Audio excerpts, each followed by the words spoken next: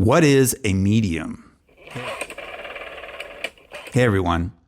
Today I'm going to tumble down the rabbit hole that is media literacy, and I'm going to kick things off by examining the most fundamental component of communication, and that's the medium or the channel. For those of you who don't know me, my name's Gilbert Ramirez. I've been a communication professional for over 2 decades. If you want to know more, you can Google me. I'm also on LinkedIn and Linktree. Since my hope is to grow this channel into a resource for anyone on their media literacy journey, some of these initial videos will be a kind of communication 101 course for those just starting out. Eventually, I'll move into more sophisticated topics such as media governance, cognitive bias, data collection, dark web tactics, content addiction, and others, but each of those is a rabbit hole in its own right. These initial videos help me level set on some communication terms or concepts that I often hear misused or that are perhaps too narrowly understood. My approach is designed to be an ongoing conversation, similar to a process of self-discovery or self-awareness. So, what's a medium or channel? Sounds simple enough, but you'd be surprised at how much our answers might differ.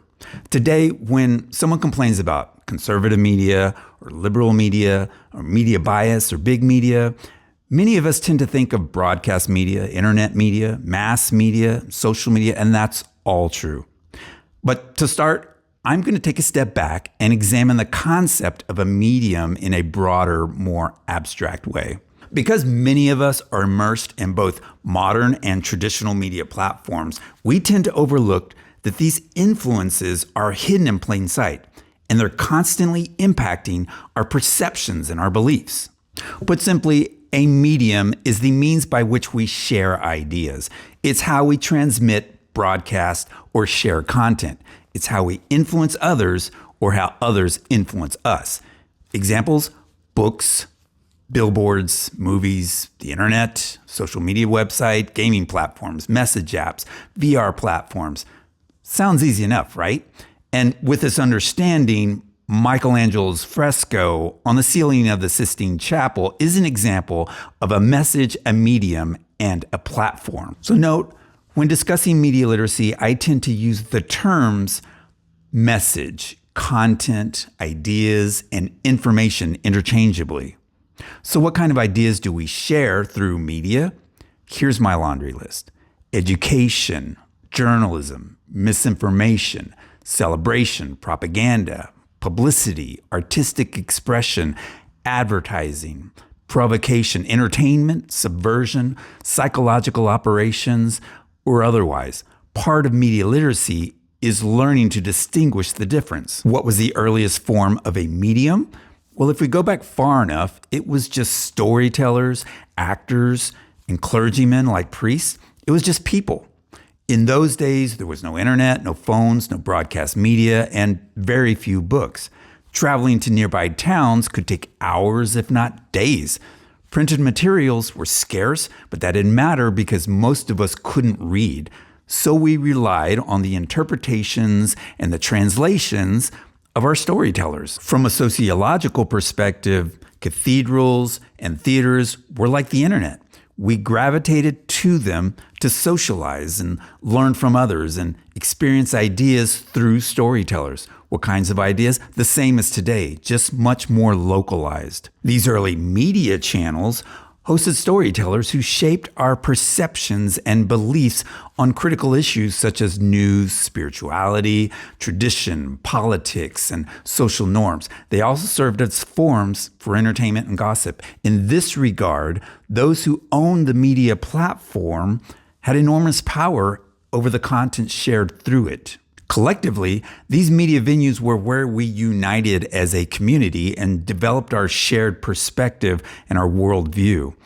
In this way, our villages and tribes grew into Christian and Jewish, Hindu, Islamic, indigenous, pagan communities or otherwise. Who do we trust for our information? We learn from those around us, those who spoke our language, worshiped as we do, looked like us, behaved and celebrated as we do. We trusted those who shared our identity. God forbid someone wandered in from another town, state, or country with a different worldview or different opinions. It's likely they would have been viewed negatively or with contempt. When villainized, they would have been accused of corrupting society, undermining the community, or indoctrinating the youth. As examples, people like Galileo, Joan of Arc, Socrates, and Jesus were considered offensive because they held beliefs that went against the official narratives of authorities. Not only were they the messenger, but also the message and the medium. They were demonized as heretics, enemies of the people, subversives, and as such, imprisoned or put to death for their beliefs. So as much as I'd like to dive into medieval forms of media censorship, that's a different rabbit hole. So were early media influencers always unbiased and transparent?